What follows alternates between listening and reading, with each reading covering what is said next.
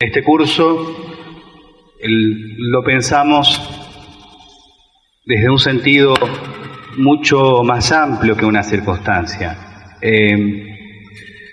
Creo que los que podemos dar cuenta del trabajo con los adolescentes, nos encontramos con que las situaciones fueron cambiando y en muchos casos nos encontramos con que no teníamos las herramientas o nos encontramos con que estábamos llegando demasiado tarde. En mi caso, un punto clave fue el trabajar primero con orientación vocacional. Mucho tiempo me hizo ver de que estaba llegando tarde. Entonces me preguntaban, ¿desde cuándo había que comenzar? Y desde jardín. Entonces, trabajando y pensando en una visión de equipo, es necesario comenzar a trabajar desde jardín, no comenzar a trabajar, no pensar solamente en el puber. Más allá de que nosotros por ahí estamos canalizando y pensando en el puber y en el adolescente, ese chico con nombre y apellido, con una edad, fue niño.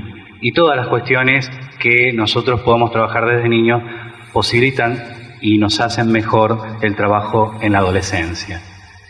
Y por otro lado, esta contraposición que en muchas, quizás empresas educativas, porque también está en boga esta idea actual, nosotros hablamos de liderazgo y pareciera que estamos en sintonía, y en cierta parte puede ser con la idea de calidad, con la idea de calidad total, con todo este efecto de la idea de empresas educativas. Pero más que todo, digamos, además pensando desde otro lugar, mucho se ha dicho de que, bueno, que canalicemos el trabajo con los chicos, con los alumnos, ¿no? Que no hace falta trabajar con los docentes, que el tiempo, las instituciones, las horas, todo lo que necesita tienen que ponerlo a trabajar con los chicos. Y en realidad se produce el desgaste llegado un momento si solamente pensamos que la cuestión pasa por ahí. Es necesario, para crear una institución sana, para poder abordar de una manera integral, también pensarlo de una manera tridimensional para que esto se realice. Y en las instituciones en donde estoy, lo que siempre queremos es generar eso, la idea de la necesidad de trabajar en equipo. Sabemos, y esto es una cuestión de batalla, que un francotirador muere enseguida, lo cercan y lo matan, ¿no? Ante esta problemática actual, que han sabido nombrarlas como una crisis epocal, no solamente desde la sociología, sino un teólogo argentino también ha hablado de una crisis epocal, y una crisis compleja que no tiene que ver con un año, sino con generaciones. Hace falta también complejizar nuestros conocimientos, complejizar nuestras competencias, poder abrirnos a otro paradigma para poder abordar la situación actual del joven, del adolescente, del puber y del niño. Pensando primero, y no es egoísta, en trabajar con el docente. ¿Por qué? Como les decía, muy poco se habla de lo que el docente siente y le pasa. Trabajando sobre la posibilidad de generar, digamos, un espacio de salud para el docente, replica esto en la posibilidad de generar un espacio de salud también, quiérase, para el alumno y para la familia. Entonces, esto es un poco el por qué en sí están ustedes acá y por qué en otros lugares pensamos en trabajar con el docente. Y trabajarlo en un sentido mucho más amplio que una mera instrucción.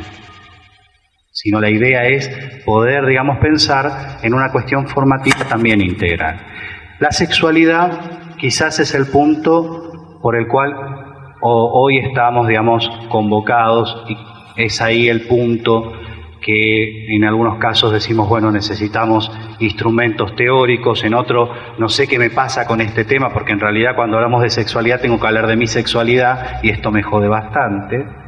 Pero más allá de eso, nosotros no pensamos solamente el orientador para la educación sexual. Pensamos la idea de un orientador en un sentido más amplio. Por eso el orientador, uno de los elementos que los cuales va a acompañar es el tema de la educación sexual, pero lo va a acompañar en un sentido también de vida, porque nosotros pensamos la educación no como una cuestión de capacitación de contenidos, sino ad vitam educare, educar para la vida. Volvemos al principio, por eso es cuando decía Laura esto de quizás lo viejo, lo antiguo o lo que por ahí nos enseñaron los clásicos, quizás es más actual que nunca. Y por eso también podemos y debemos volver a releer a algunas personas que han sabido ver lo que hoy nos está pasando. Entonces, también nosotros tenemos que integrar no solamente cuestiones de la actualidad, sino cuestiones de la historia, del pasado, del presente, y poder, y esto es una característica del líder, ver hacia adelante también. Porque el líder es aquel que puede soñar una visión. ¿Cuál era la visión de Walt Disney como líder? Crear un espacio, un lugar, en donde todos se sintieran como niños. Soñó eso y después vino lo que hizo. Entonces lo importante, y esto es el principio que por ahí podemos llegar a liberar, es la necesidad de que nosotros como educadores podamos soñar. ¿Saben por qué? Porque Dios soñó con nosotros. Porque antes de estar acá, Dios ya soñó con nosotros. Entonces, desde ahí, desde esta posibilidad de recuperar, el volver a soñar, estamos bastante achacados, a veces bastante movilizados, bastante cansados de tantas cosas, quizás una de las cuestiones fundamentales que nos han quitado es la capacidad de soñar. Y si una persona quiere transformarse en líder para el cambio, lo primero, lo esencial, es poder volver a soñar. ¿Por qué? Y esto, cristianamente pensándolo, porque Dios soñó con nosotros. Entonces, lo primero como para acomodarnos, como les decía hoy Laura, vamos a trabajar con imágenes. Porque nuestra idea es ver que lo que ustedes tomen acá, también lo puedan utilizar con sus alumnos, con su equipo, con sus compañeros, en su institución. Y la idea necesaria de que también nosotros podamos reeditar las situaciones actuales y darle un contenido y una argumentación.